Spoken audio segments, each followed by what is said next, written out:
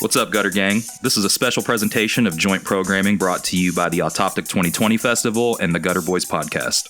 Follow Autoptic on Facebook, Instagram, and Twitter, and visit autoptic.org to keep up with our plans for the 2021 show. That's AUTOPTIC.org.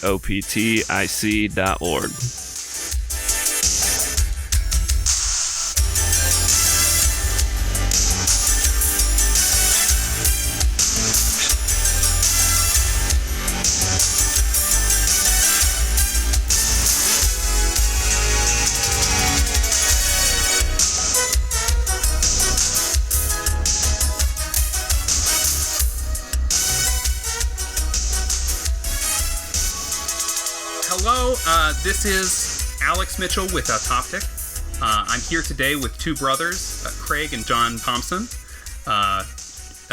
Should I be saying John here? Because I think in the... Phil, I've kind of decided that when I'm in the comics world, I'm known as Phil, so that's what everyone knows me as, and you can call me Phil. Yeah, Phil is what he's known as in Blankets, but it's also what I would call him when we were kids, because it's his middle name, and I just thought it sounded better than John. It was a little more unique. Excellent. Well, I'll do a quick find and replace here. Perfect.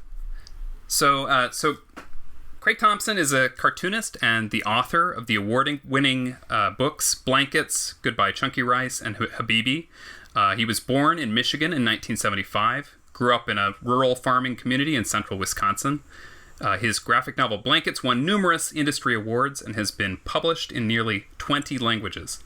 Now, for the first time in his career, Thompson is working in serial form in a bi-monthly comic book series, part memoir, part travelogue, part essay, all comic book. Ginseng Roots explores class divide, agriculture, holistic healing, the 300-year-long trade relationship between China and North America, childhood labor, and the bond between two brothers. So Craig and Phil, anything you'd like to add to that? No, that's pretty good copy there, Alex. Thank you.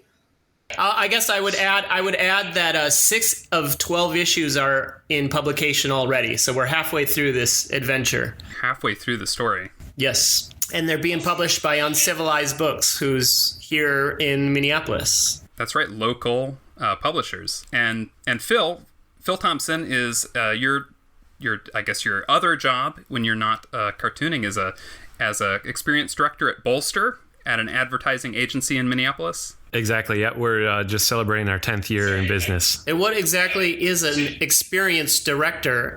It sounds like the person who leads an ayahuasca ceremony. It's very similar, actually. Yeah, that's every day. It's a real drag. And you've been creating these original companion comics as well as part of the Ginseng Roots series, illustrating scenes drawn from the brothers' childhood from your own perspective. And maybe you have something you want to add to that as well. Is there anything you would add in addition to... Craig kind of covers the genesis of the idea in the first couple of issues of Ginseng Roots, and kind of, we drew a lot together as kids. And, probably when I turned 18 or 19, I stopped drawing comics on a regular basis. And so, Craig definitely pursued that far more than I ever did. And so now that I'm drawing again 20 some years later, it kind of feels more like, our teenage years or even before that together drawing. So, Craig has been encouraging me along the way to both, explore stories along the lines of Ginseng Roots, but then also to pursue my own quite short stories as companion pieces, like you said. Yeah. So yes, exactly. So Ginseng Roots, it's delving into parts of your shared childhood. Do you want to give us a bit of background on your experience growing up, sort of both of you? Yeah, so we both we grew up in a very small rural community in central Wisconsin, population 1,200 people. That happened to be the largest grower of cultivated ginseng in North America. At that time, I don't know about the world, because Korea has like a 5,000-year ginseng cultivation industry. And there's some pretty mega growers there, but at least in America, this tiny little town in the middle of Wisconsin is the biggest grower of this Chinese herb called ginseng. and they'd been shipping it to China since 1783. And actually, even before that, French settlers or explorers started shipping it in like 1708 or 1709 back to China. So it's sort of anyway, but that's not really talking about us and our experience. So we grew up in this tiny town, working class kids. So Phil and I grew up in this tiny town in a kind of poor working class family. And starting when I was 10 years old and Phil was 7, we started working through our summers, 40-hour weeks in the ginseng gardens just for our own pocket money. And then and Craig covers a lot of this in the book, and I think it's really fascinating for a lot of people who haven't grown up in this environment. But for us, it was just like the norm of like, if you wanted money for toys, and in our case, absolutely comics, we needed to earn that, and starting at that young age, making $1.25 an hour. Well, we started at $1 an hour. Yep. And yeah, so for us, summer vacation was like getting up at 5 a.m. when it was still dark out and going out to the fields and putting in an 8-hour day and doing that 5 days a week. And but we were happy to do it, one, because we didn't know any other existence. But it was how we got money to buy comics initially. And I don't think I would have ended up in a career in comics if it hadn't been for that work, fueling that interest. So I'm interested, certainly, like reading through it. You talk a little bit about some of this stuff, but I'm wondering if you have the same answers on some of these questions. What do you think the hardest part was of that sort of lifestyle of working in the fields? Do you want to take that one first, Phil? No, I'll let you handle that one. The hardest part was, I don't know if we even thought of it as that hard. I mean, we didn't know anything else, So I think probably the getting up at 5 was the hardest part, but that's the same time we got up during the school year because we had an hour-long bus ride to get to school because we lived in the countryside. So I actually find it harder now that I'm an adult to look back and kind of regret that I don't have any kind of chill childhood summer memories. It's like, oh wow, I didn't really, I envy my peers who all were doing more fun things during their summer or had leisure. This sort of longing for leisure is kind of the hardest part. But at that time, I don't know if it affected us that badly. No, yeah, it's just what we knew. And before that, even we were working in our family vegetable garden, which was a half an acre in size. Yeah. So lots of weeding, And before that, our mother worked she was taking care of people with different disabilities, and we'd have to join her during the summer. So we would just be at the home of these people that she's taking care of, just kind of trapped and bored. Mm-hmm. We were much happier to get out in the gardens and actually be useful. That's interesting to hear. I'm wondering then also sort of what was your favorite part of that process of working in the fields, and do you both agree on that? The 4th issue of Ginseng Roots is about rock picking, which is where you just comb through a field with a slow-moving tractor and a wagon, and then the workers crawling behind picking stones and rocks out of a field. And the smallest we would go is kind of softball sized. And then some of the bigger rocks were small boulders that we'd need all 4 of us to haft onto the wagon. And, but we really loved that because it was unlike the ginseng garden work. The ginseng garden work was very slow. It was inside these covered gardens that could get really hot and sweltering. It was just endless long days doing that work. So we were happy to be outside. They're all outside, but really moving behind a tractor. Sometimes we'd take turns driving the tractor, and it felt more quote unquote masculine to be hefting rocks. I think just more free. You definitely feel trapped when you're under these. In the ginseng gardens, you're covered in wood lath, or a tarp, and so you're kind of trapped under there all day long, and you feel very stifled. I don't know how to do. Well, I could describe it to people who have never seen a ginseng garden, which is probably most people.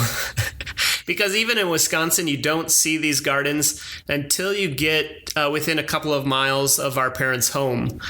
I'm living with John now in Minneapolis, and it's about a 3-hour drive from here to central Wisconsin, Marathon County. I see no ginseng fields until that last couple mile stretch, and then you see them everywhere. But it's a crop that needs like 80% shade canopy to mimic a forest. And they're large gardens. I mean, now they're erecting gardens that are 50 to 100 acres, but they have to have a roof atop them, and it's about 6 feet off the ground.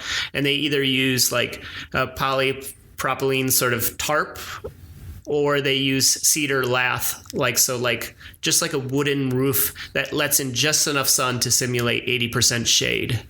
And it's maybe 8 feet up, or is it taller than that? I think it's only about 6. It is only 6. And we were kids then, so it seemed higher. So, they're very unique to that part of the world. And this might be farther down the interview because it hasn't showed up in the series yet. But my brother and I, Phil, went on sort of a ginseng pilgrimage? Ginseng pilgrimage to like the birthplace to Jilin province in China, and then also to South Korea to this town called Ginseng to go see like where ginseng is like the most revered and grown on really large scales. That sounds so. That must be does that show up in like issue 6 or no? So 6 issues are finished and in publication right now. Then I have read all 6. So then it must be after. It might be the final 2 right now in terms of the outline. So there's an outline for all these issues, but things move around as I get to the drawing of them. But it's slated to be the last couple of issues right now. We'll see. Well, that does sound like an interesting kind of culmination, sort of coming back to the home of ginseng, sort of in the same way that there's a lot of this theme of sort of coming home throughout the comic. So in the comic, you also you go into sort of the experience of growing up in a very religious environment, and for both of you, I'm wondering sort of how you think that might. How does that affect a person's worldview, and how do you think it might have affected both of you and your work, and like your sort of the way that you approach the world? Well, the first thing I'll say, I'm really curious what Phil has to say though, but is that I didn't really intend to put religion into this book. Like after Blankets and then after Habibi, I was like, okay, I think I got religion out of my system, and I don't really want that to be a theme in my books anymore, but it keeps sneaking back in. So even like my last book, Space Dumplings, which was like a sci-fi comedy that was all ages, kind of kid focused, there's still like a little character in there, Elliot the Chicken, who's a bit of a biblical scholar. So I personally can't avoid it. Like, it's just sort of, I mean, it was so ingrained in us. It's kind of like the foundation of all our, our childhood, certainly, that it's probably going to always be sneaking into my stories. Yeah, and I'll just add that it's probably a little bit more ingrained in Craig than it is into me, where I've probably, by that age, I was 13, I kind of started to question and kind of was kind of weak in my Christianity and, wanted to avoid church and things like that. So, and I was all in. I was the eldest child, and I was definitely like a very devout, very much caught up in my spirituality. I think in relation to this book, I think there's something related to work ethic, which I haven't really articulated yet to myself, but there's something interwoven with this sort of puritanical Christianity we were brought up in, and also like a hard work ethic where like you value the sweat of your brow above, it's very Midwestern too, in a lot of ways. Yeah, it is very Midwestern, and it's just work for its own sake, and like work, you should suffer, and suffering is good. And in this, it's very. I've been living on the West Coast for 24 years. I just came back here within the last couple of months, and I think I've spent more of my life living on the West Coast. And that's one of those things that nobody who grew up on the West Coast quite comprehends, is Midwestern work ethic, how crucial it is, and it's not a thing on the West Coast. But I have heard though on the East Coast how they kind of look to the Midwest as like the Germany of like the way Germany has a strong engineering culture. They look at the Midwest as like this strong blue collar work ethic culture too. Yeah. And so like they appreciate like goods that are manufactured in the Midwest, and they'll value them over ones coming from the East Coast and the West Coast. It's the same in LA. When I was living in LA, like a lot of studios said they loved hiring Midwesterners because they had the hardest work ethic, and they knew they could keep up with the pace of what was needed. Well, this is with all this talk about hard work. I think if this is as good a time as any. If you're starting to feel thirsty, I feel bad, sort of putting that off.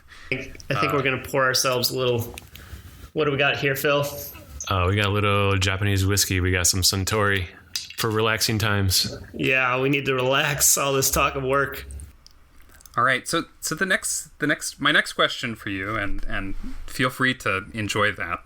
And we won't question sort of the sound of of drinking here. That should be fine. I love when there's eating and drinking sounds on podcasts.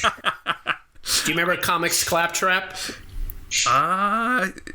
No, but it was one of the great comics podcasts. Rena Yu Yang and Tin Pham, and Tin was always snacking on the podcast. It was one of the finest pleasures of that experience. It's kind of AMSR, crunchy stuff, and Slurpee stuff. Mm-hmm.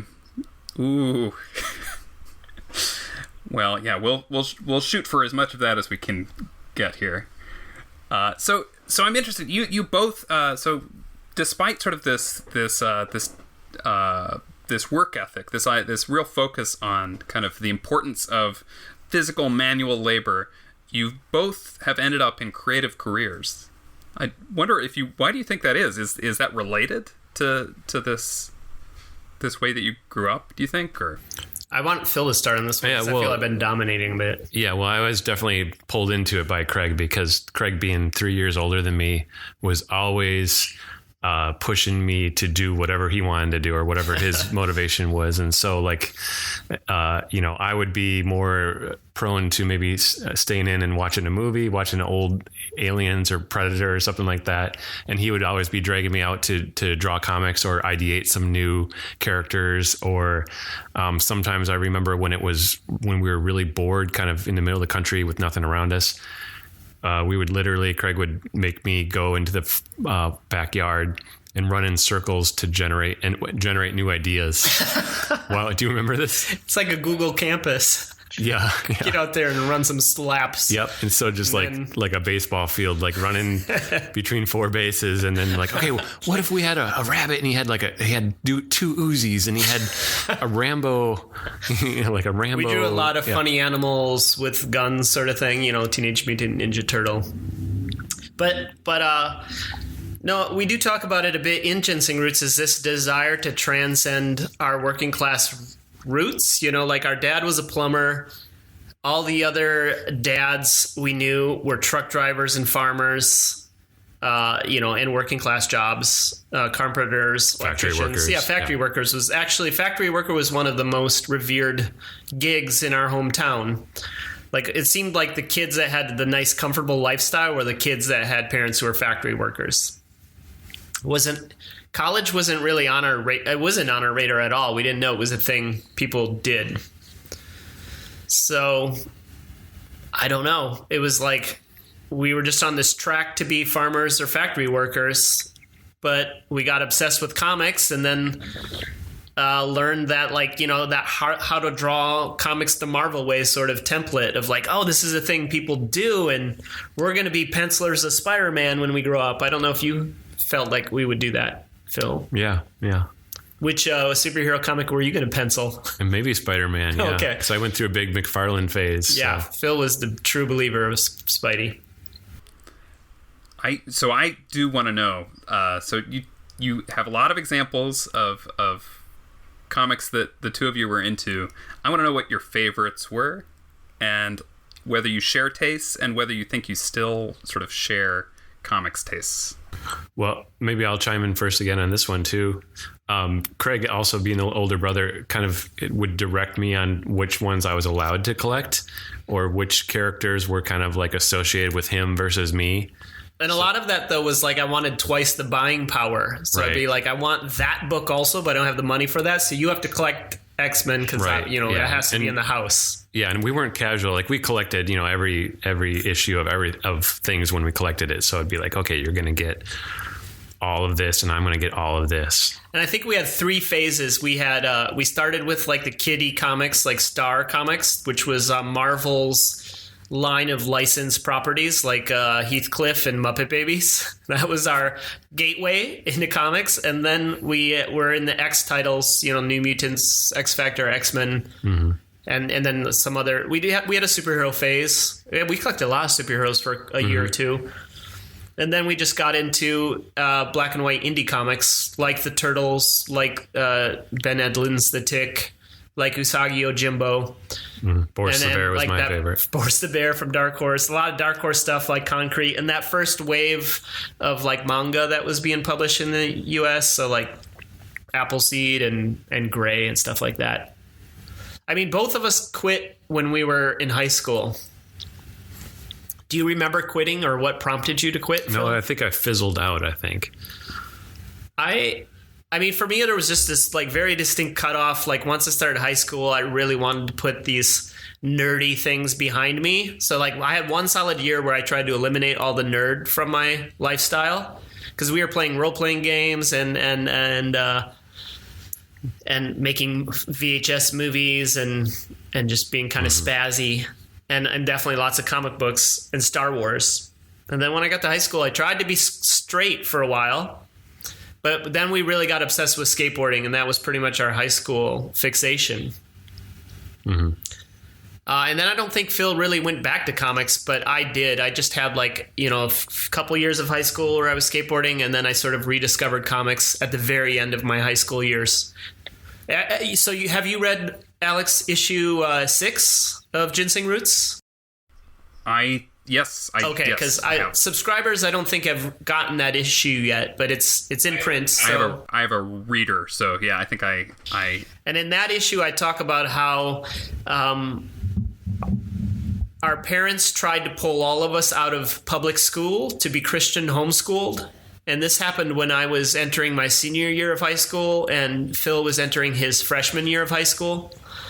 And they succeeded at pulling me out of high school, but not Phil. So maybe that's worth discussing.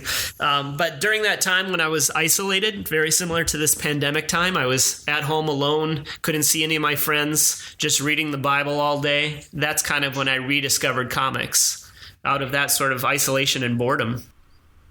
Oh, that makes sense. I think as kind of a way of getting away. And I'm sure that probably there are probably listeners to this who maybe are feeling that.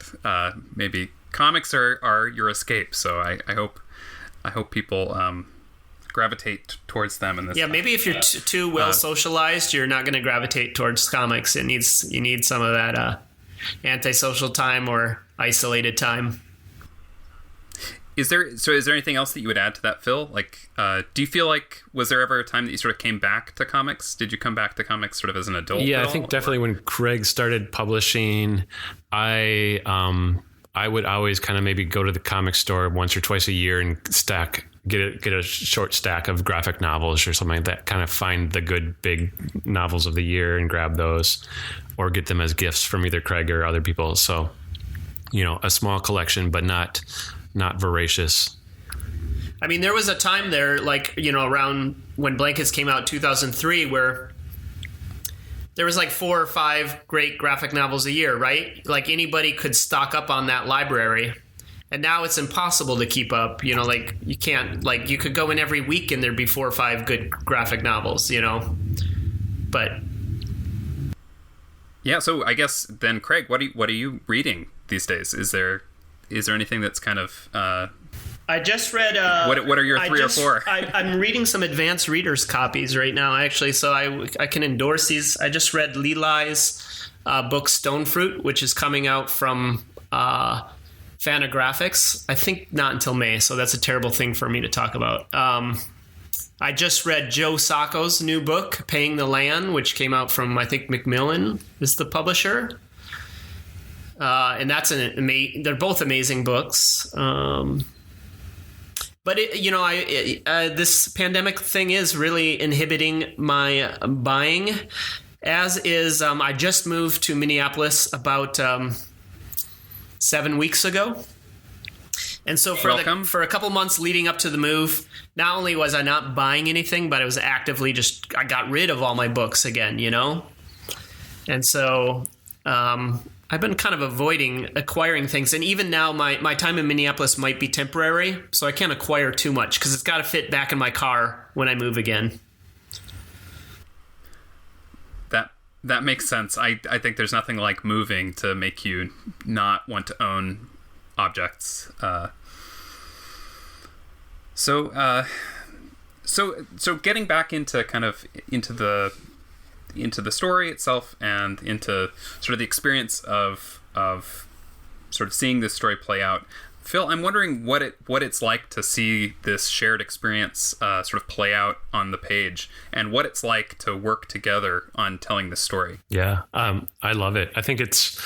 I have a horrible memory, so it's always really great for me to see.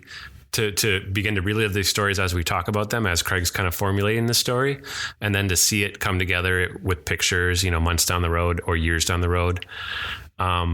So for me, it's a good, and we didn't have a lot of photographs growing up either. So we don't have a ton of, captured moments from our childhood necessarily, maybe less than most people. And so I think seeing these moments captured now, it kind of imprints it more in my memory. And brings up these stories that some of them we haven't talked about, for 40 years or whatever, or 35 years. Second part of that question. Yeah. So what's it like to work? Oh yeah. To work and together then from a collaboration standpoint. Yeah. And that's one reason Craig's here in Minneapolis now too, is like, so we can work together hands on and start both having conversations, but then also like working on stuff too. I'm working on a new mini for an upcoming issue, like a 12-page mini, so a short quarter page type of thing. But Craig's always encouraging me to do my stuff, so it's inspiring for me to be diving into comics again in that way. And for me, it's definitely the best part of the process is seeing Phil's work. I kind of hate my own work so much, like it's a problem, and so there's like very little enjoyment that comes out of producing work. But I have the opposite experience when I see Phil's. Like I get that kind of giddy kid excitement about the process again, seeing his pages. And I guess it's they're related, but they're not from me. So I somehow I'm able to just enjoy them more. Yeah, because that's how I feel. Like now that I'm seeing Craig every day, and I come home after 8 hours or whatever, and I see a brand new page sitting there. That's really exciting for me, because in the past we've always been thousands of miles apart. So I would only see a PDF here and there, and it's small, it's digital, and it's you're not seeing the progress. And now it's really fun to see the progress taking shape. Yeah, we're planning to get to a point where we kind of do some jams on the same piece of paper, which is like a 90s cartoonist sort of thing where I remember Paul Pope and Jay Stevens did that amazing, what was it called, Buzz Buzz or Giant THB, where they were doing collaborative comics where they're drawing on the same page. Chester Brown has done some of those with Joe, Matt, and Seth. We're hoping to dive into some of that. You don't see people doing that anymore. Oh, I guess James Kotroka and I did this short little mini comic called Conversations, which was also that, drawing on the same piece of paper together. Well, that seems like that's a pretty intense form of collaboration.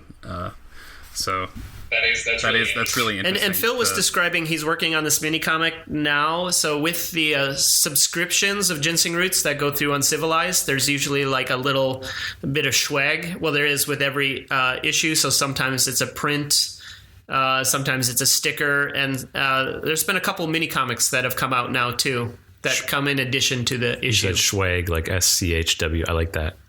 Swag. Absolutely. So Craig, you have quite a history of making work inspired by your own lived experience. But do you feel like there were some additional challenges in this story? You discuss it a little bit in the comic itself. Do you think this was more difficult, or is it sort of less difficult? Or every project seems more difficult than the last, which is counterintuitive. It seems like they should be getting easier, but no, I don't think they are. Similar to what I said about religion, like I kind of thought I wouldn't ever do autobio again. And there's all kinds of inherent problems with autobio. You know, it's in a lot of ways it's the least truthful genre, you know, because you have to edit things to make a story. You have to edit things to protect people's privacy, you know. I had that problem a lot with blankets. Like, well, okay, I can do whatever I want with myself. I can be, you know, I'm a very malleable character on the page. You know, I can be very self-deprecating, but it's like walking on eggshells when you're depicting other people and their families and what's appropriate. And there's a lot of, you know, and so I'm feeling a lot of the same things with this project. I definitely worry about, how am I depicting these people?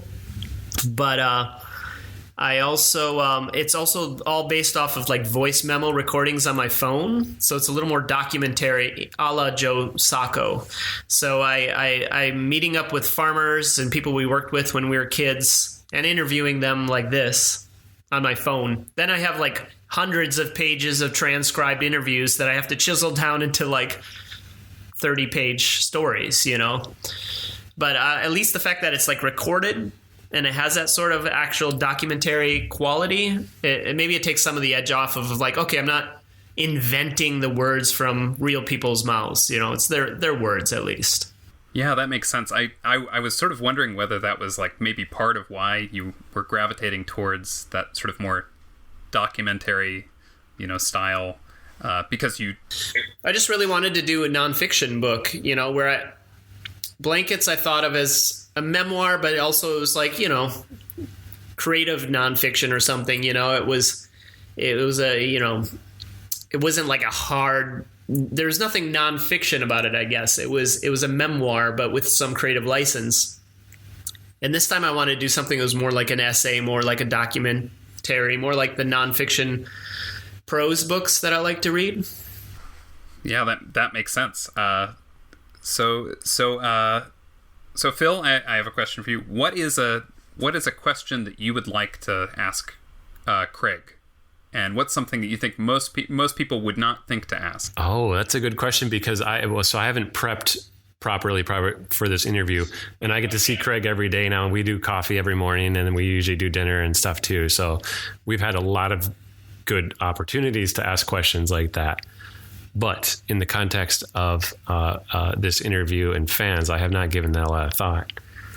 So as you're thinking of a question, though, I moved in with Phil at the very end of June. Mm-hmm. So Phil invited me to come live with him in Minneapolis back in last September. And I've kind of like, it's always been there in the back of my mind, like, oh, that'd be a fun thing to do. I was living in Portland, Oregon last. And then at the beginning of this year, I was just like, oh, yeah, no, I'm not so happy in Portland. I think I'm going to take Phil up on his offer to go move in with him. And then I was scheduled to move on March 30th, and the pandemic happened. And so like we just kind of shut down the whole move, my landlords and my friends I was subletting from. And then, you know, like a couple months later, it seemed like things were stabilizing enough to resume the move. And of course, that was actually the same week that George Floyd was murdered. So, like, again, the world was in chaos. I don't think it's going to not be in chaos for a while. So at that point, the wheels were in motion. I had to make the move. So I moved in here end of June, and it's been awesome. Like, well, I don't know. I don't know a lot of siblings that voluntarily live together. Mm-hmm. But so far, it's been pretty fun, though. It's a pretty good. I think it's working pretty well. Yeah, and like Phil's describing, we have our coffee clutches in the morning where we probably get to work a little later than we used to, because we just like drinking coffee and catching up on things. And So now, what's your question? I gave you some time. Yeah. Or I mean, if you don't have a question, maybe what's something that you think people might be interested in hearing about that you think maybe they don't know or that you think is important. Oh, that's even more kind of. Well, how about pressure. I ask Phil a question about like. Sure, that's great. You lived at least the family part of Blankets as much as me. So what parts feel inaccurate to you, or maybe downplayed, or? Mm-hmm. Yeah, we've had this conversation a few times, and I think when Blankets first came out, I was in my younger 20s, I think, and I hadn't given a lot of thought to my past, because I was still kind of like growing and becoming an adult and getting a career and all this stuff. So I kind of shrugged off my past, and I think at a glance I was thinking, there's a lot of exaggeration in Blankets. That when you look at the portrait of our dad, kind of just like hovering over, just like over us, just strong and mean and angry, and then, over time, I think, you look back at that stuff and it's like, no, I think that is like a really, really, really accurate portrayal of what's going on. And then I've had so many conversations since then too, with both people who have grown up in environments like that and people who haven't, to get a sense for like what's normal, as a kid, or what's corporal punishment like, and what's it like to have evangelical Christian parents and things like that. We had a great conversation with someone from our hometown just last night, actually. Yeah. And also Phil and I are quite different personalities. I'm definitely the more emo neurotic one, this sort of like esoteric, bumbling, neurotic, like older brother. Phil's always been the cooler, stoic, more masculine one. Maybe stoic avoidant. So we went into this a little bit, like a little bit ago, but as you were talking about sort of your path from Portland to Minneapolis, but I'm wondering, sort of maybe from both of you, like during this collective kind of nightmare of a year, how the two of you are managing, and like how is this affecting your creative work? How is it affecting? How are you trying to get through it, I guess? Well, I definitely made the right decision coming to live with Phil during this time. And so it was a bit of a motivator. I mean, I'd already made the decision before pandemic hit, but certainly living alone in isolation, while social isolating from everybody was not tolerable. And it's much better now that I'm living with my bro. Yeah. And I think I feel, grateful when we actually have a fair amount of space here. We don't have kids, getting in our way. I've heard so many stories of families who, can't, have a meeting. It couldn't do a call like this because the kids are all over the place. I have an office which is completely vacant right now. So I also have a secondary space to kind of hang out in too. And I have a great partner too, who has a space of her own too. So we, even though it sucks to be shut in your own little space in your room and not be able to do anything, like I'm grateful that we have a little bit more space and activity than most. And we're also like 2 blocks from the river here too. So just the walking around here is great. And getting some nature. Yeah. I love that aspect of Minneapolis so far as all the lakes and this access to nature. And you've probably heard it from every cartoonist, Alex, but like a pandemic at least has not drastically changed our lifestyles because we've always been isolated at home. Like it's like everybody else has to catch up with the way we've been living and now understands why we're also mentally imbalanced. It's like not healthy to be indoors all the time, just being alone, doing your own thing. But cartoonists, that's just what you got to do. That's just, I guess, the life. Yeah.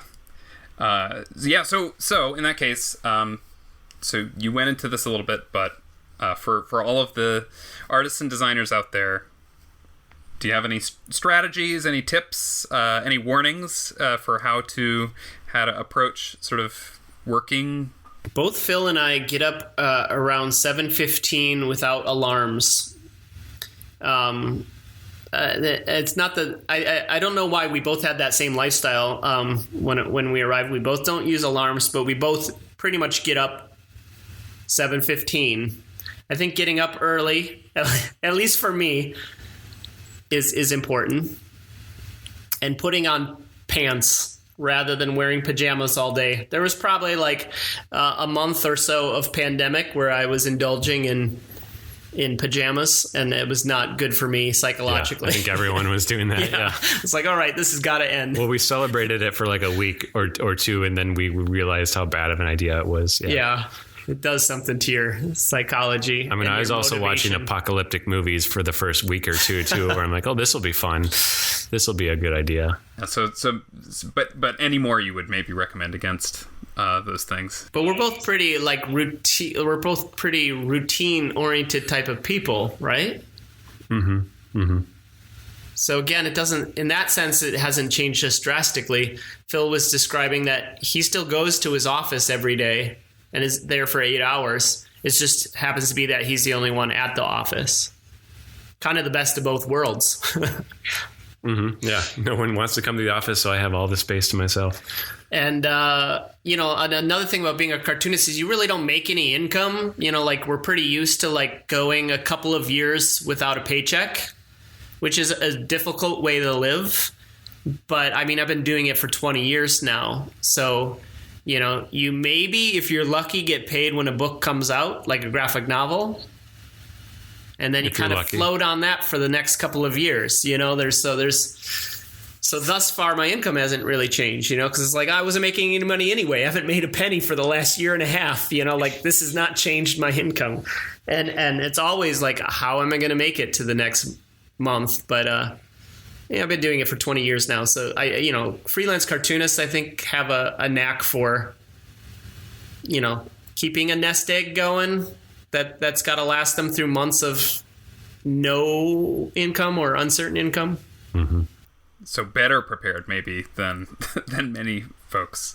Great. Yeah. So the only other thing I would sort of open up is if Phil has come up with any additional questions that he thinks would be interesting to ask Craig. Or did you drink too much whiskey already?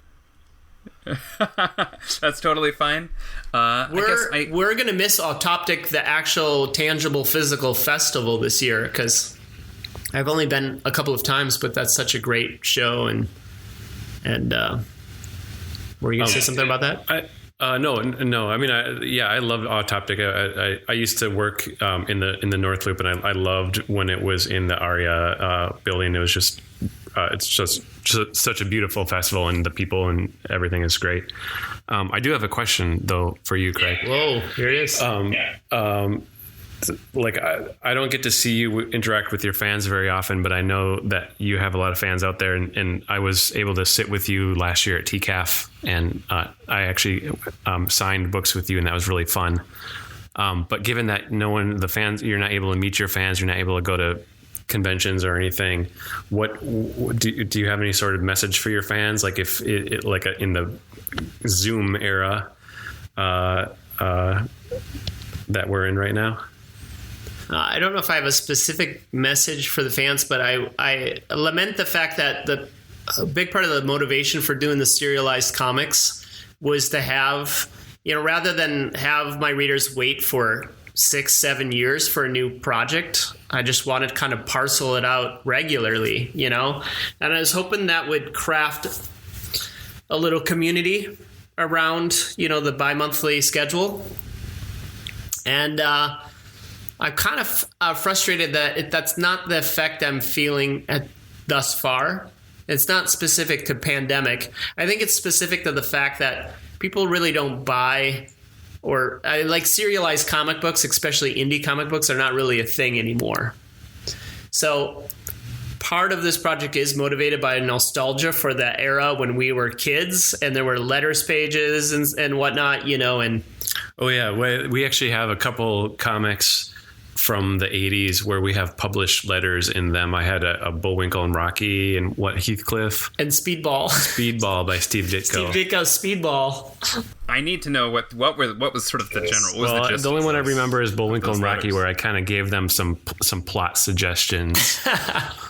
As a 8 or 9 year old, and I'm like, I think it would be cool if there was a gigantic robotic mecha, I don't know, some sort of robot, and Rocky was the hero, and he flew into the brain and destroyed it. And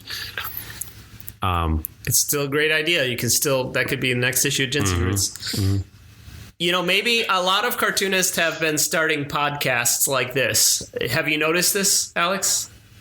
Oh, yeah. It's a new trend, not just for cartoonists, for everybody started a podcast. So maybe that's what we got to do to stay connected to readers. But right now I'm just trying to make the comic books. Yeah, well, I mean, here's episode 1, right? Episode 0. This is the pilot. Well, I want to thank you so much. Is there anything else that you want to talk about before we sort of go into plugs and things like that?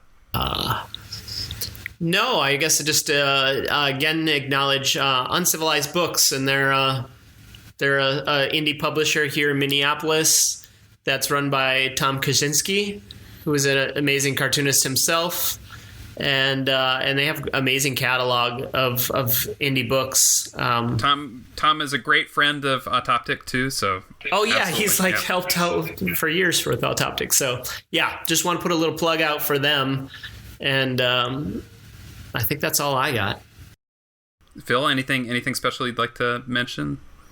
I'll just plug Ginseng Roots because I love seeing each issue come out, and now that there's 6 issues out, it's a kind of substantial body of work now, 120, 130 pages. I think it's almost 200 now. Okay. Yeah. So it's I've seen the story kind of start to come together, but now it's cool to see it all in one thick kind of stack of pages. So it's exciting. It's growing like the roots. Yes, growing like the roots.